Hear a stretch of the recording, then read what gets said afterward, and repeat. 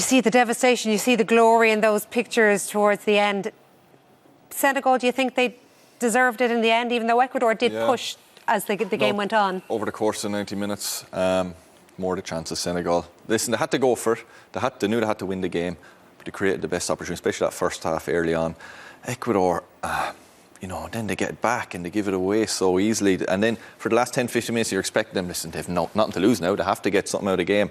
And they never really put up, I can't think creating anything in that last 10 or 15 minutes. They never really seemed to have a go. They seemed so, for the whole 90 minutes, it seemed like they left it all on the pitch in the first two games. They're real exciting attacking football. They didn't show any of that today. Where does the psychology play into this, though? Because you two said, I've never been in the change room before a game. Don't bring up what we said beforehand, Joe. Repeat anything we say. Well, you said before a game, even though you might only need a point, that you're not talking about that. But obviously it's there in the minds, because that is not the way Ecuador have played in this World Cup. It's not. And whether it is, like Kev said, whether it's an energy thing or a fitness thing, where they just exerted so much in that last game against the Dutch, I don't think you can go out in a game and with a plan to draw. I don't know why you would go out with that. But in a game that a draw is enough, that can sometimes impact your performance, more so in the second half. But what was noticeable about this, from the very start, they seemed to lack any kind of forward momentum, any enthusiasm. There was just a lacklustre, underwhelming display, which we assumed would be completely changed in the second half after all sorts of words or whatever at half time. The coach made two changes. He took out the two midfielders who came in. They were disappointing, and they really missed Mendes. He was suspended. So there was factors that went against them, but overall they must be pretty disappointed. And even when they equalised a minute and a half later, they gave away a goal. Did Senegal, though, we're talking about Ecuador because we were expecting positive things from them. Did they just go out and attack this? They knew what they had to do. They needed the win.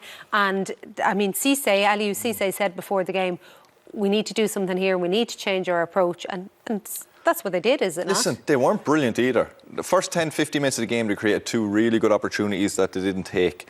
And then, as we said at half-time, for the rest of the half, both teams just cancelled each other out. It seemed like they both just needed a draw, and they were happy to, enjoy it, let each other have the ball and pass it about. There was no intensity. Of course, it wasn't the case. There was no intensity to that first half after the first 10 minutes.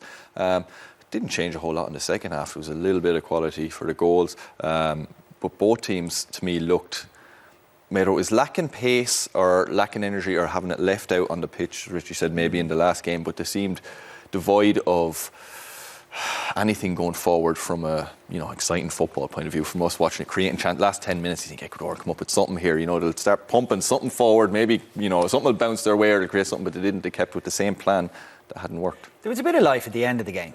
Like, there was a bit more energy, and I think that's as a consequence of being the final group game where so much is at stake. As poor or as flat as they were, and as much as they were undeserving of winning the game, they were a goal away from qualifying.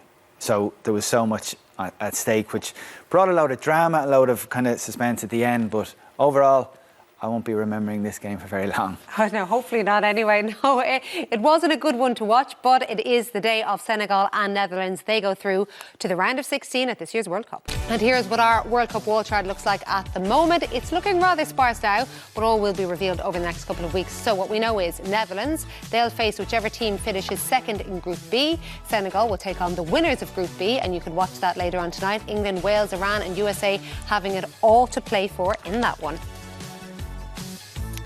But from the early game, the day belongs to Senegal for all of our back and forth about whether or not they played particularly well today. They got the couple of goals. The question marks, though, over the defence, particularly zonal defending, Richie, when it comes to the goal that they did concede in that second half to Ecuador. Yes, I'm going to go over and have a go at the machine here. Ecuador weren't at their best from an attacking sense. None of the things they did well against the Netherlands they repeated today. So they got the goal from the set piece, which is kind of understandable given how limited they were in attack. But I'm not looking at this goal from an attacking point of view. As harsh as it is, Ecuador are out of the competition. They're no longer the story. But from a Senegal defensive point of view, just stop it there. Obviously, they're set up to mark zonally. So, as the name suggests, that's when your players focus on guarding space rather than players. So your focus is on space. However, you can't completely forget the fact that there are players in your space. So Diallo is the centre back there, and he's touching distance from Caicedo. First of all, if I'm Caicedo, I'm delighted that he's allowing me to stand goal side of him. That's not where you want to be as a defender at all. And just run it on at slow speed. Just keep an eye on the two of them. Diallo is touching him, forgets about him, and like a schoolboy is just drawn towards the ball, completely forgets his responsibility. Caicedo can't believe his luck, he's totally unmarked. So it's like they set up to marks only, which is fine, but it's like too rigidly sticking to that system, forgetting the fact that there was a player there and leaving a player unmarked in your 6-yard box. If you don't win the first header, you're in trouble. The man standing right on the post, so obviously playing everybody inside, is that part of the zone? That would be his role, man on the post. That's a choice, the manager or the goalkeeper. I know, and I'm speaking to nearly everyone I played with, are strikers, especially attacking corners. You love playing against zonal marking. Yes. No one has responsibility. You can get a run on them. No one is dragging you, holding you, trying to stop your run. Just get a free run. And you hope you're better in the air, and usually you are. Your attacker, your striker, big centre half. Anyone gets a run on you, it's just physics. You can get a run on them, a couple of yards, you're able to jump higher than them. I don't understand it. I never liked it. The few times I did it in the team, it was changed after a couple of weeks, because you go into a dressing room then and no one gets blamed. The manager can't blame anyone. It's zonal marking, nothing to do with me. You know, you can't blame anyone. No one's that worried at corners.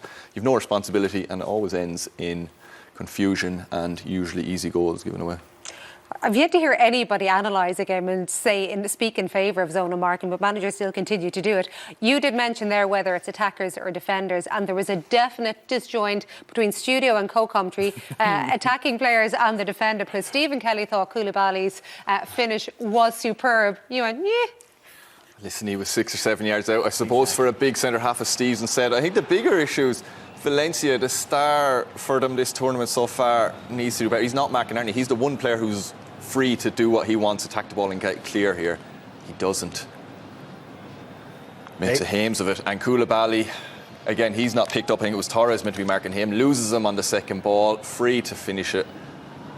I suppose, listen, for the size of the man, and he's not scored an international goal in 66 caps, so you wouldn't maybe expect him to finish well as he did, but for a professional footballer, and listen, you all miss easy chances, but you expect him to hit the target, and it was an okay finish, but not the world-class centre-half finish. I thought they were very, very generous with their praise. He was on the 6-yard line, completely unmarked, the ball falling kindly to him, and he had a clear volley. No one near him.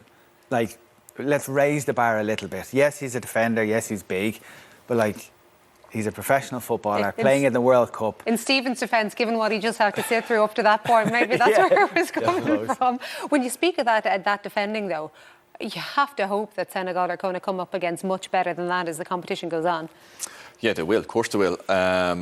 Listen to who they play in the next round now. More than likely, we'd imagine England will be a lot more difficult for them. Showed before the game why I thought they might struggle tonight. And Ecuador never tested them defensively, but they do give up chances. And seeing that performance tonight, you would imagine the next round will be the end of their tournament.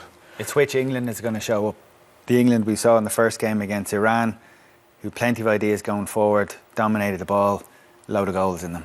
Or the England against in their second game, where you just think no ambition, lifeless, nothing going forward. You know, Wales could come up and cause an upset today. Could be Iran that they're facing in the second round.